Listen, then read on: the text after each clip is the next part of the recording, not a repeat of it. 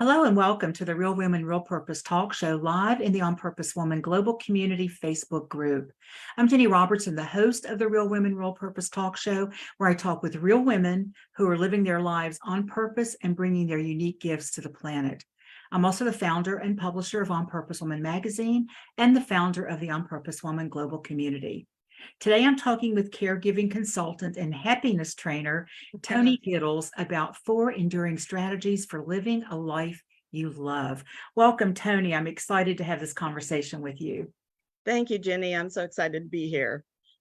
And I love that you're a happiness trainer. I'm sure that will come up in our conversation today. But before we dive in, I want to tell our viewers a bit about you. With 40 years in healthcare, personal development training, and 14 years caring for her mom, Toni Gitles is an expert in teaching people to be confident, supportive caregivers for a loved one with a health issue due to aging, a chronic or progressive disease. As a caregiving consultant and happiness trainer, Toni shares principles and practices that transform the caregiving experience into a journey of connection, advocacy, and discovery. And this is an exciting week for Toni because she has a new book launching this week on the 20th, right? Yes, exactly. September 20th. September 20th. And that book is called 21 Mistakes Caregivers Make and How to Avoid Them. And there is a link in the text of this video for that book. So you want to go over there and check out Toni's website, check out her book. And Toni, when I first read what you wanted to talk about today, I was thinking, well, what does that have to do with caregiving, right? I mean, I know it does, but we're talking about actually the full title. I love it. We're talking about 4 enduring strategies for living a life you love without having to read hundreds of self-help books. And as I went through and looked at your strategies, and you and I talked about this for a few minutes before we went live, these are life strategies that you also show caregivers how to use in your book, right? And there's a lot more specifics to caregivers. But today, this talk is for everybody, right? Exactly. Because you've learned some stuff, haven't you? I've been around a while, Ginny. Been around a while. And I've been paying attention. Yeah. I read years ago, it's like, how do you know what is yours to do? How do you know what's your gift? And this person said, look in the mirror, because you've been through some stuff and you know some stuff, and there's other people who need to know that stuff as well. And I love that. So we're going to talk about these 4 enduring strategies. Okay. And the first one is called Why Your Relationships and Building Community Are the #1 Essentials. I want to hear more about that because I am all about community. Oh, you are. And I love your community. Well, one of the things I looked at when I was writing the book was all the stress that we have, the caregivers have, but everybody has it. Mm-hmm. It's coming from all directions. It's uncertainty about the future. It's all of our responsibilities. It's financial matters. If we're learning something new, we have a fear of doing it wrong or making the wrong decision that takes us down the wrong path. A lot of us feel isolated because we haven't built relationships or community that support us or don't know we can do that. There's this loss of control in our life. So when I looked at what are the main strategies for relieving some of that stress and giving us a life you love, that's what I came up with wisdom that I've accumulated over the years, and I really never connected it that this is stress reducing if you practice the strategies. So number 1 is relationships. Well, number 1, actually, I'm going to backtrack. Number 1 is self-care. And everybody talks about self-care and nobody wants to hear about it because we cannot figure out how to get healthy eating, exercise, and enough rest into our life. So those are the things people talk about when you hear the word self-care. And those are the things people think about when they hear the word. But I realized I came up with some new self-care strategies that nobody is talking about. Because if you apply these 4 points that we're going to talk about, you're going to reduce stress, which is taking care of yourself, and you're going to enjoy your life more. So let's look at relationships. Well, let me just And jump in real quick because I want to say okay, something. When you talk about, nobody's talking about this type of self-care, for a while there, I was seeing all this stuff around self-care, that it was self-care was about manicures and bubble baths, and those things are lovely, mhm, but they're temporary. I think they're quick fixes, and I mean, a bubble bath may last me for a while, but that's not really self-care. enduring, right. And Endurance this is a, self-care. That's the yeah, important word. Yeah, it is. And everybody does those things, I hope, because a quick fix is sometimes what we need. exactly. Yeah. I know I get a massage regularly. It doesn't last a long time, but that hour is heavenly. And I feel like I am taking care of myself. Hmm. All right. Relationships and building community. Relationships are why we're here. One of the most important things in our life. And I have to tell you, this was most difficult for me because I was a shy child. I was labeled an introvert and I was afraid of people. I was afraid of talking to people. So it took me years to say, there's got to be a way out of this, because I knew I needed relationships, and I knew I wanted to learn how to connect with people, how to ask for help, how to give and receive love. Relationships makes our world go round. And I've been single for a good many years. And being an only child, I'm very independent, and I felt like I could do things myself. So that's a little background. So Hmm. some of those things were good strategies, and some of those things isolated me and kept me from really enjoying my life. So, a lot of these are woven together. I'm going to mention happiness later, but the number one factor worldwide in surveys of people about happiness is that they have strong relationships. There are people in their lives who care about them and who they care about and who are supportive in some way. Now, the literature doesn't always go into detail about what that support looks like, but what's the support you need? What is it you need? And can you build your community around getting what you need? I started building my community for this book launch. Well, actually, when COVID started, didn't that open up an amazing world? Here we are on Zoom. Who knows how many people we're reaching? And the networking expanded now beyond my community. But I already had people in my community that knew who I was, that respected what I was doing, and that were willing to support me if I asked for help. And for a long time, I didn't ask for help. Even those 14 years taking care of my mother, I did a lot of that alone, and a few people stepped up and offered help. But what are the relationships in your life? Prioritize the important ones and start spending time with those people, but quality time. And that means having conversations that are important to you, having conversations that help you grow, learning about that other person. We live with our families for years, sometimes decades. Sometimes we come back home after college and we live with them again. But what do we really know about those people?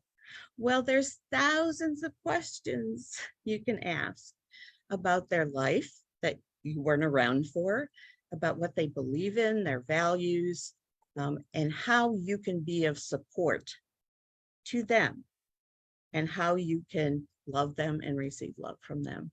So there's some techniques in the book that talk about that, but it starts with a conversation. And I have to be the one to start the conversation, because other people aren't engaged in that. And Okay. that, conversation was one of the things I didn't do well because I was shy. So it was funny because it turned out to be some advantage, because I turned into a great listener. So one of the ways to get people's cooperation I learned was to not talk, to be a good listener. And people started saying, "Oh, I feel like I've known you for years. You're such a good listener," and they wanted to continue the friendship.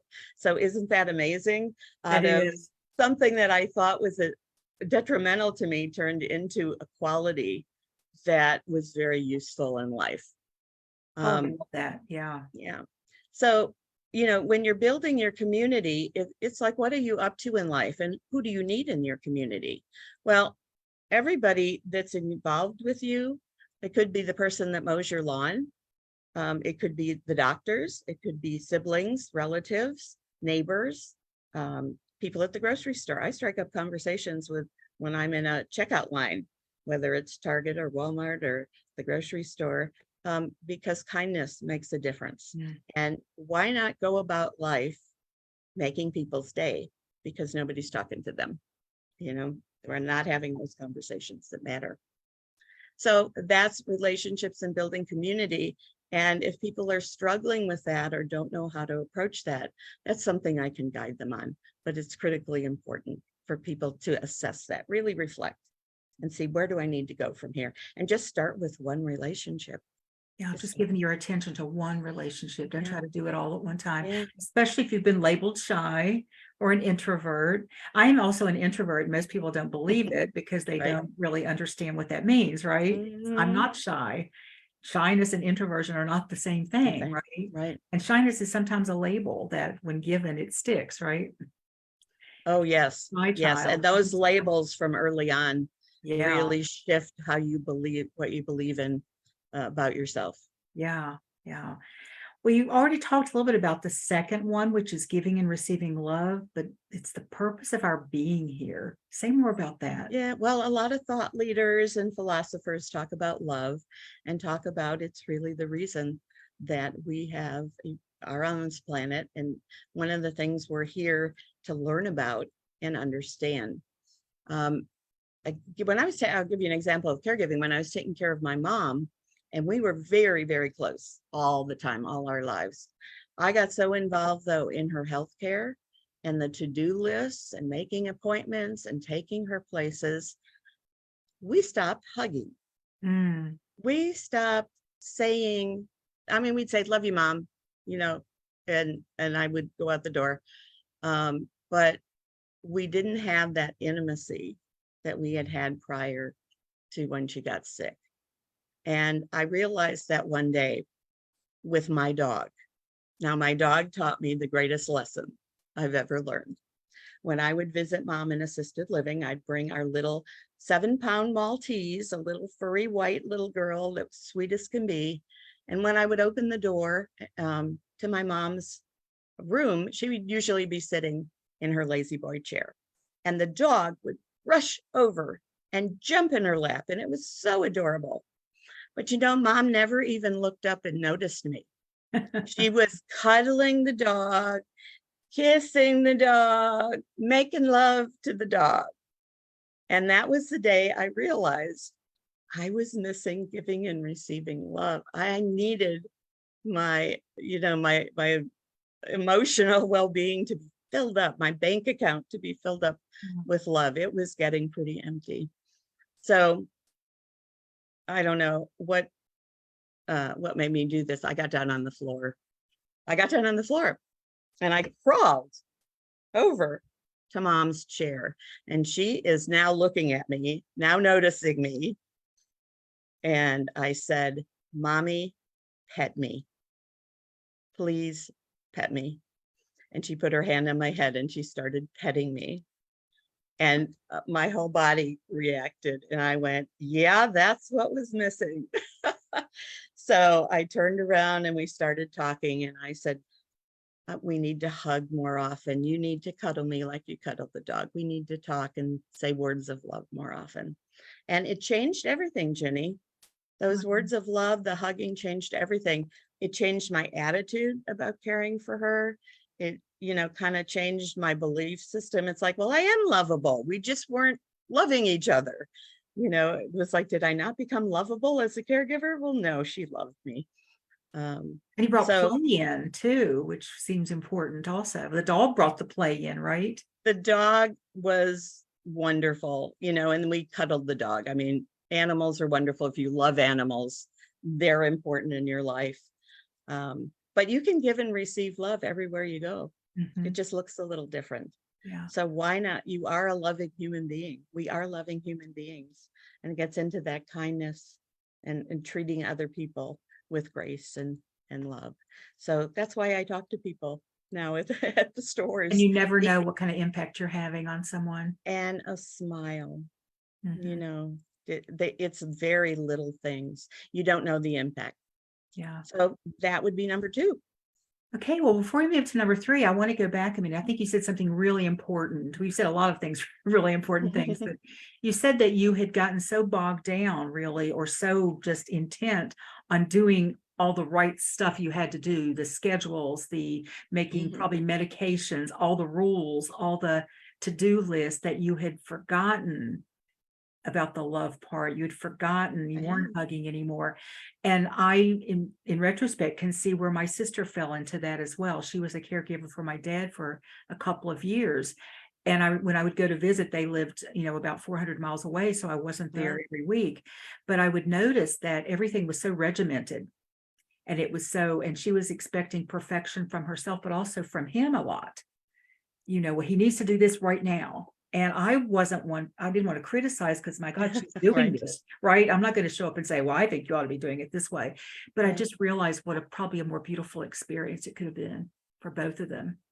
Yeah. And that's what I try to convey, both for people that aren't currently caregiving, but definitely for caregivers. But it's, people do that with work. We get Yeah. so bogged down in our work. We're working from home. We can work 80 hours and all of a Mhm. sudden we don't realize we haven't eaten, we haven't talked to our spouse, we haven't walked the dog. Yeah, it's so true. We get very focused, and focus is a good thing, but boundaries is a good thing. And respecting the individual that you're interacting with, whether it's a caregiver experience or it's your spouse. Mhm. And when you start communication, the thing I ask myself sometimes, if I'm a little riled up about something or anxious, is how can I have a conversation coming from, I love this person, what Mhm. would I say? And That it changes will everything. probably be different than attacking them. Like you said, you weren't going to do that. You caught yourself, but you thought about it. Mhm. Are ways that we interact with people. This arguing, that's draining. That is physically draining. It isn't useful. You don't get the person to see your point of view. It doesn't end well. And now you are now not living the life you love. You are now aggravated and don't know how to get out of the trap of poor communication. And we're just kind of going around here, because Mhm. we started with, well, you started with self-care as the overreaching thing. Mhm. And we can see how both of these really tie into self-care, but especially if you're able to give and receive love, that also helps with the self-love, doesn't it? Mhm. Mhm. Which is so And important. my Self-care. partner and I don't live together. We get together at least once a week. Hopefully, we're seeing each other more often than that. But we go through our schedules, and then we'll usually say, "What can I do to support you this week? Mm. What do you need me to do? Or what do you need me to do today?" Or if we are together in the morning for breakfast, it's, how can I make your day better today? Aren't those lovely words? They're It's just beautiful words. it's Yes. a simple sentence, but then we stop, we listen. I usually don't have a quick answer. So he's learned to be patient because he thinks we should all have quick answers to his questions, right? I think men are like, Wants to eh, fix something really quick, right? Yeah. right, Yeah. right. Because he wants to help, he wants to Yeah. fix something that might be going wrong, and I need to tell him about it. But it feels it feels like a hug when he says that. And when I figure out what I need and he says, I can do that for you. Or he'll say, what would that look like? Give me more information. So developing these conversations that really make a difference, that inspire you to live your life and to get things done, be productive, be efficient, are very important. And they're really simple sentences. And they also, oh, I just lost my whole, just went there. Maybe it'll come back if it was important, right? Okay, good. Just that, I mean, we could have a 2-hour conversation or more on each of these, Oh, we could. Yeah. each of these steps. They're so wonderful and so just all encompassing. So what's the third one? Well, the third one, I wrote down spirituality and religion, and I've also added intuition. And this came up for me because I wasn't reading a lot in caregiving books. about this topic. Mhm. And when I started consulting with people, I learned that a lot of people got angry at God and they started dismissing and leaving their religion, stopping their practices. And I thought, this is important. And after Mom died, I went back to studying more about spirituality and meditation and connecting with a higher power. And I realized I should have been doing this while I was caregiving. I could have been doing this every day. I could have been doing something that helped me get in touch with my guidance and my purpose and answers to questions about decisions I needed to make. So it's not, for some of us, we're just beginning. For others, it's just a matter of going back to practices that they already had or continuing what Mhm. they're doing if they're finding it useful. We really have an ability to know what we need to do, to Right. know ourselves, to know how to proceed in life if we can tap into that. And they say it's natural when you're born, you have these natural skills. I don't remember that far back. I don't remember anybody talking to me about intuition or higher purpose No. or connecting with spirit, not in the 1950s, not in my house. And religion was not, we were practicing Judaism, but it wasn't a strong connection. So Mhm. I didn't have that for a long time. But I started studying religions in college and spirituality after that. So I've been working on it my whole life, but on and off. And now I'm realizing this on and off thing has got to stop. This is a routine that I'm hearing people practice that makes such a huge difference in their life. So don't dismiss what your practices have been. You may not have time to study or reflect while you're caregiving, or even fitting it into your life, but there are meditation classes. There are apps on your cell phone. It's so easy today. There are books, there's YouTube videos. This doesn't have to take a lot of your time. And when you find something you really connect with, or it could be a spiritual coach. I have a coach that I love having our sessions because it really opens up a lot for me. So living on purpose, connecting to a higher power, it supports your goals. It supports a more calm environment for you, less stress, and it helps you, get in touch with, well, what do I want in life? What do I desire?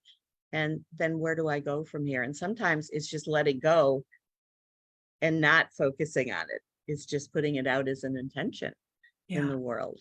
So there's so many techniques, and a lot of books do address this. I don't go into the techniques in detail, but in my book, there's at the end of each chapter, there's an action plan. So I ask people a lot of questions about what's in your action plan, or these are some things in your action plan. So it can guide people to look at their own life and see, Mhm. well, what might work for me. So it's not a general one theme for everybody. It really tries to guide people toward their intuition, I guess, Yeah. and knowing what they need. And everyone has intuition, but we can't access it if we're always in doing mode, always talking, always going. And that quiet that you talk about, just meditation, even 5 minutes of just breathing.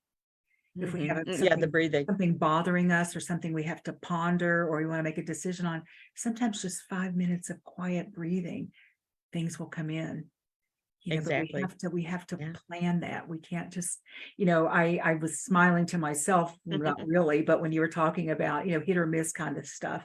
And I noticed when I start to notice my day is getting a little out of whack, or my week or my month, it's because I've let some of those things go by the wayside that I know work. I know Yeah. they work. Yeah. And yet when I don't do them, life doesn't work quite as well as it does. It's just, but again, you have to find what works for you. Yeah. And Toni will ask you some great questions in this book that will help you figure that out. Yeah. And a lot of it, the first thing is awareness. Yeah. What do you know to do, or what do I need to learn to do? And I've done a lot of research over the past 2 decades, particularly.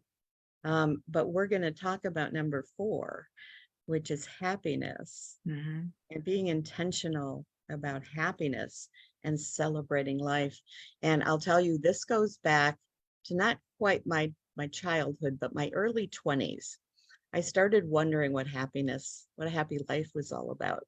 And I think back then, a lot of us were programmed to think about getting married, having children, for many getting a career, being successful, making money. So that probably sounds familiar. And that's one track that again can provide happiness. But as we mentioned before, it and the studies show it, the research shows us it's not long term. When we get there, we've got to set another goal that's beyond that. So again, it's great to achieve your goals. I love that. But we want to be internally happy. We want to have that sense of calm and happiness that comes from within.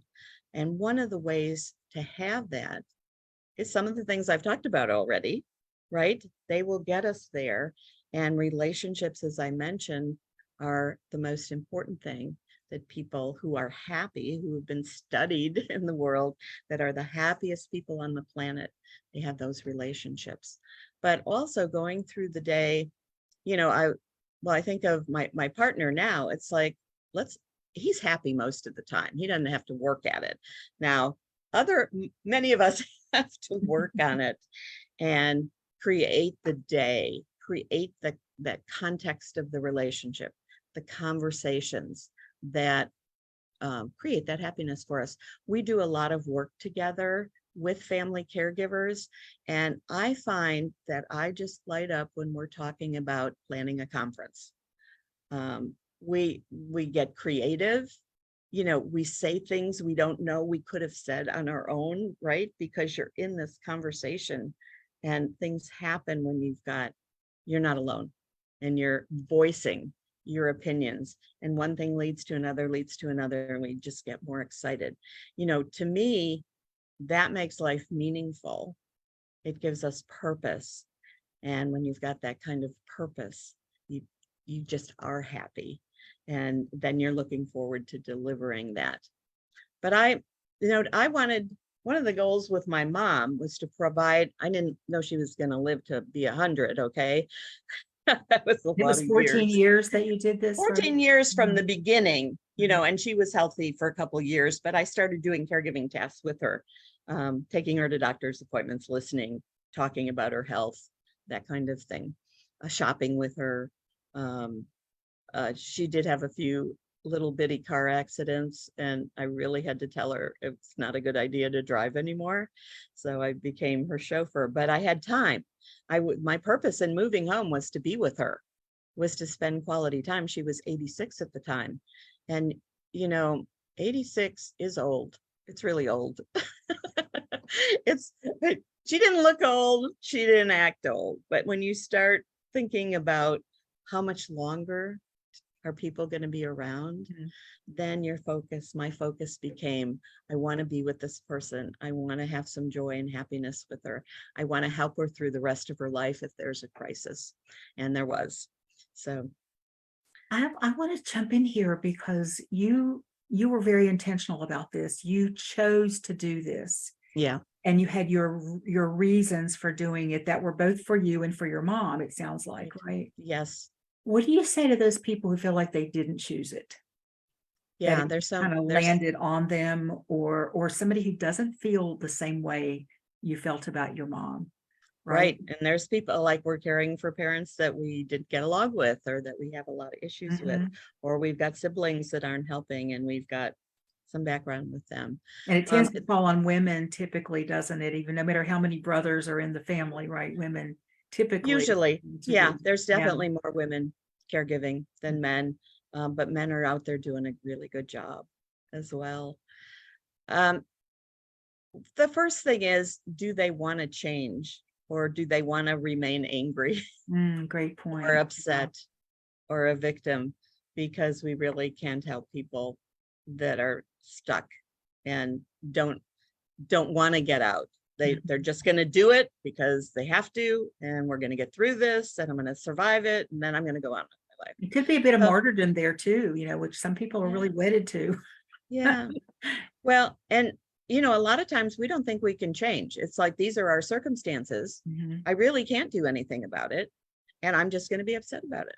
I mean, I get upset about a lot of things, but after I think about it for a while, it's like, well, why do I want to sit here and be upset when I can feel better? So what is it going to take to feel better? So if they, want some information on how to have a better time while caregiving. I mean, a lot of the information in the book, there's probably tips embedded in there. There's no chapter that says, if you're angry about your circumstances, read this chapter. Right. But there are strategies, and I think a lot of times it gets down to communication with the individual. And I mentioned that before, we're not good at having calm conversations. There's resistance to talking about the topic. There's, I want to do it my way. You want to do it your way. So just forget about it. It's not going to happen.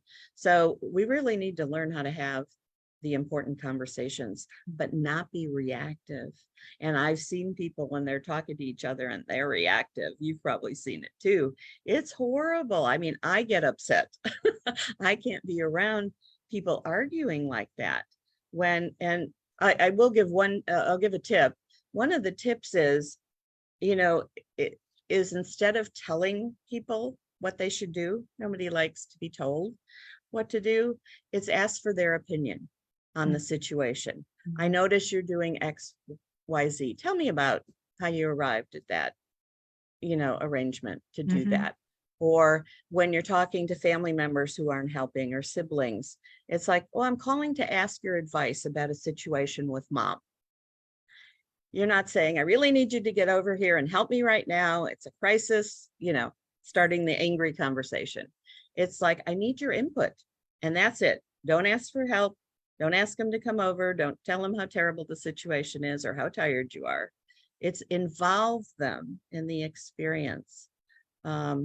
When mom and I had to talk about treatments for a particular condition, make a decision about surgery, it's like, Mom, this is what the doctor said. I'd usually review the conversation because that was a complex conversation.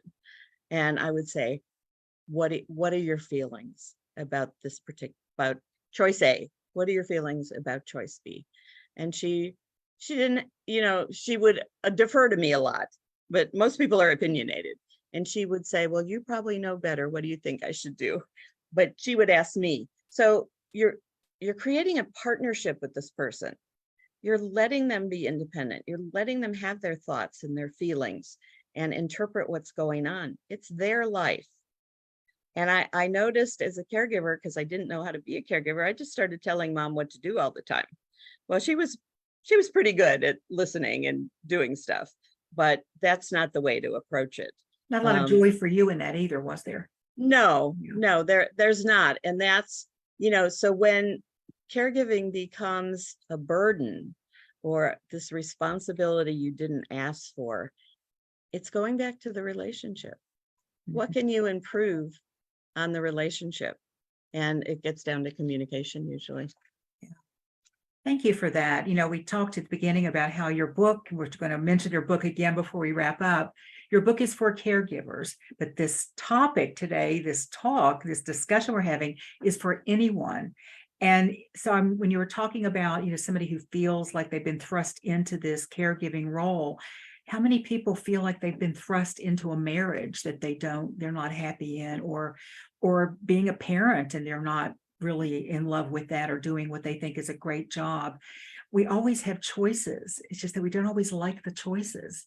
We could say no to people can say no to taking care of their parent. They can just say, no, I'm not going to do it. But then there's that guilt and all that other stuff. And then, all the reasons why we shouldn't be doing it, right, start to tell us why we should. And so I love how we just kind of covered all of this and covered the caregiving piece as well, because all of these tips are about living a full, happy, on purpose life. Yeah, no matter what your circumstances are. Exactly. And that, a lot of people postpone happiness. Well, I can't be happy while I'm caregiving. Well, you could be missing out on the most joyful, happiest time of your life, at least moments. moments that you will remember forever, moments that you can capture in a photograph or a video with that person. Yeah, sir. I mean, there's so many circumstances we could talk about that I didn't choose this. I don't want to be here.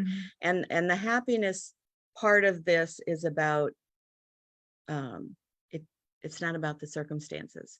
It's about what you choose to do during the day and what you create with your relationships, your relationship to your spirituality, your relationship to the values that you have. That's a very big topic as well, to talk about, but it involves how are you living your life? Because you could be a happy person, not constantly, not 24 hours a day, but a good part of it. Mhm. And that has been my journey, one of my journeys in life. What does happiness mean and how do you get there? And again, starting as a shy person, I had a lot of work to do. I had to step out of my comfort zone a lot. But now that I'm out of my comfort zone, I'm really enjoying discovering people and life and being curious and, talking to people about who I am, what I know, what I've done with my life. Because like you said before, you never know who you're going to impact and inspire to go to the next level. I was going to ask you for a final thought. That felt like a great final thought, unless you That have was a good, wasn't final thought. it? Final thought. Well, a lot of us, and I've been there, are afraid of the day and of people and what they're going to say to us and what they're going to think about us. And, I noticed this with my mother. When she got into her 80s, she stopped caring what people thought about her and she just started being herself. And I had this aha moment that I shouldn't wait that long. I should just be myself, not be annoying to people, not being real aggressive around people, but who I am. Just let that figure it out. Because I wasn't quite sure, well, who am I? Mhm. But you find out who you are in your relationships. Otherwise, you're sitting home alone and you don't learn anything about yourself. So go out and figure out who you are and what you want to share, because we all have our wisdom. We all have our message to share. We're all being on purpose. A lot of us are following our purpose. We figured it out and now we're following our purpose, and the world needs to know The who world we are. yeah, Yeah, so exactly. Oh, that's the final message. thank you, Toni. Thank you for sharing your expertise as well as your thanks. wisdom. But most importantly, I think your compassion. You just ooze compassion. And you're a perfect person to be doing this work and to be consulting with people who want to do Mhm. they want to do a good job caregiving, but they also want to have a life. And I Right. think that combination is where you just shine. So really, thank you for being with me today and for sharing all of this. My pleasure. Yes. Anytime. Okay. And the book, let's say the book one more time. Okay. Hold up the book. I've got the book. The book is right here. 21 Mistakes Caregivers Make and How to Avoid Them. Solutions and Strategies to Reduce Stress and Increase Happiness. Long title. Yes. But I hope you got the message here. A meaningful title. And if you're not a caregiver, but what we talked about today resonates with you, get this book because it will help you live a more joyful, happy life. I really do believe that. And you can also, as I mentioned before, the link to buy Toni's book is in the text of this video. I want to also let you know, I want to thank anyone who's watching this, any of our viewers who are watching this in the Facebook Live or on our YouTube channel. You can always find out what's coming up on the Real Women, Real Purpose Talk Show by going to my website, which is also in the text of the video, opwgc.com, clicking on the magazine, and then looking in the table of contents for the Real Woman, Real Purpose Talk Show. While you're there, please check out all the amazing articles and our advertisers. Toni is one of our advertisers. I'm sure she's going to do some articles down the road a little bit too. Already thinking about that. Okay, great. And just tap into all of that wonderful wisdom that the women share in the magazine. So thank you again for watching the Real Women, Real Purpose Talk Show.